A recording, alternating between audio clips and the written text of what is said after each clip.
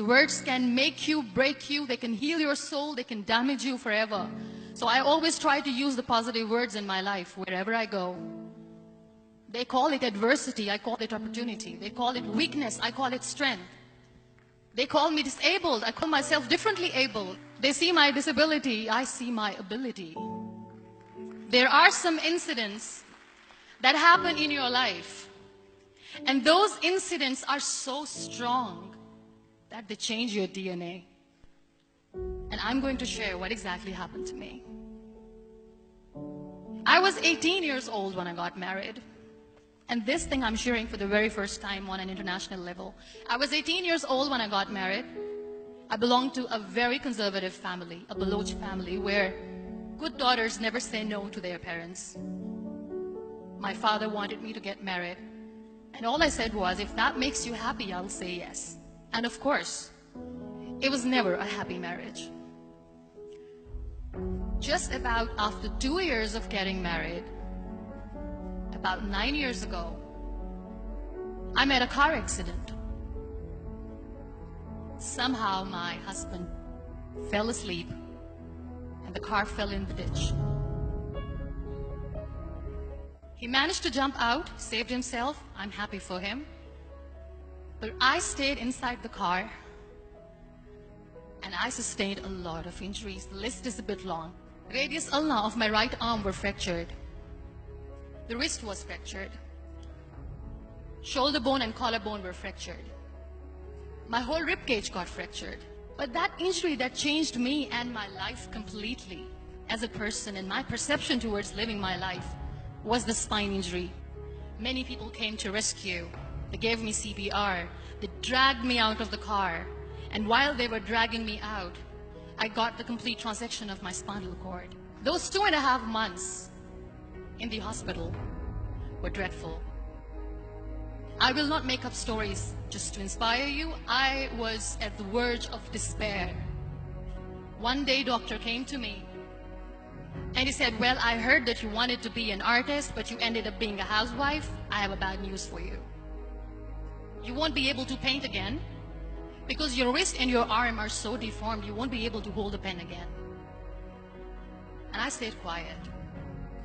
Next day, doctor came to me and said, your spine injury is so bad, you won't be able to walk again. I took a deep breath and I said, it's all right. The next day, doctor came to me and said, because of your spine injury and the fixation that you have in your back, you won't be able to give birth to a child again. That day, I was devastated. I still remember, I asked my mother, why me? And that is where I started to question my existence. Why am I even alive? What's the point of living? I won't be able to be a mother again. And that was quite devastating for me. But then I realized there are so many children in the world, all they want is acceptance. So there is no point of crying, just go and adopt one. And that's what I did. I gave my name in different organizations, different orphanages. I didn't mention that I'm on a wheelchair, dying to have a child. So I just told them that this is Muniba Mazari and she wants to adopt a boy or girl whatsoever, but I want to adopt a kid. And I waited patiently. 2 years later, I got this call from a very small city in Pakistan. I got a call and they said, are you Muniba Mazari? There is a baby boy and would you like to adopt? And when I say yes, I could literally feel the labor pain. I said, yes, yes, I am going to adopt him. I am coming to take him home. And when I reached there, the man was sitting and he was looking at me from head to toe. And in the back of my head, I kept thinking that, oh, he's going to say she's on the wheelchair. She doesn't deserve it. How is she going to take care of him? And I looked at him and I said, do not judge me because I'm on the wheelchair. But you know what he said?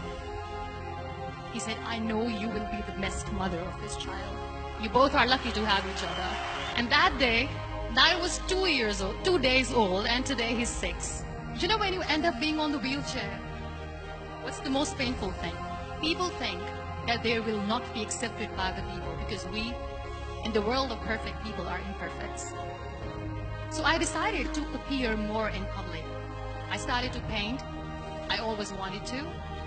I have done a lot of exhibitions. I'm Pakistan's first wheelchair-bound artist. I have done a lot of modeling campaigns. I became the National Goodwill Ambassador for UN Women Pakistan, and now I speak for the rights of women, children.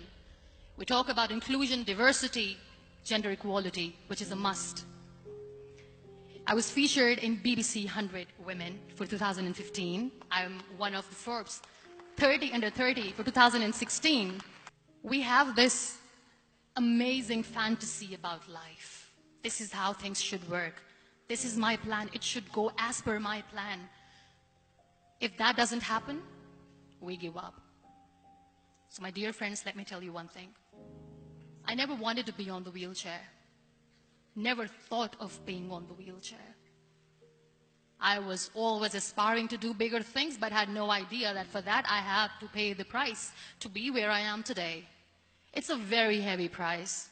It is okay to be scared. It is okay to cry. Everything is okay, but giving up should not be an option. They always say that failure is not an option. Failure should be an option, because when you fail, you get up, and then you fail, and then you get up, and that keeps you going.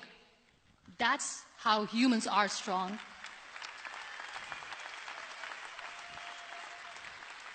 Failure is an option, should be an option, but giving up is not.